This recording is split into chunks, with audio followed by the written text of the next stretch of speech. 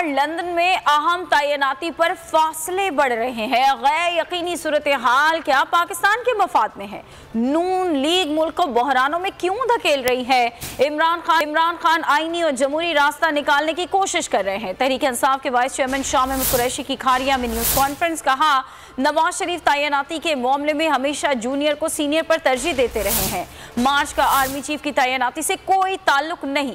Saudi वली अहद के आने से मुल्क की जो मुआशी सूरत हाल में बेहतरी होनी थी वो खटाई में पड़ गई है। की तैनाती की सोच है, उस पर फासले जो है वो वाजे होते दिखाई दे रहे हैं। ये जो आज हमें तनाव सा दिखाई दे रहा है, क्या ये मुल्क के मफाद में है? ये जो गैर यकीनी की सूरत हाल तूल पकड़ रही है, क्या वो पाकिस्तान के मफाद में है? कि मुस्लिम लीग नून की मौजूदा क़यादत एक बहरान की तरफ क्यों धकेल रही है? इमरान खान साहब तहरीक इंसाफ एक आईनी और जमहूरी रास्ता दिखलाने की कोशिश कर रहे हैं और बारहा कह रहे हैं कि सियासी इस्तेकाम के लिए जरूरत इस अमर की है कि मुल्क में नए और शफाफ इंतखाबात करवा दिए जाएं।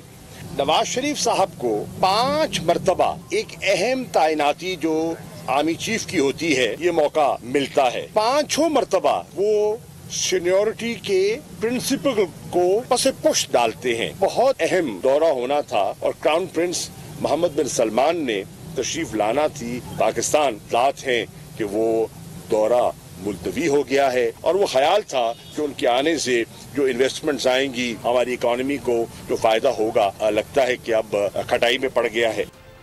इंपोर्टेड हुकूमत का तजुर्बा नाकाम रहा। इलेक्शन न होने की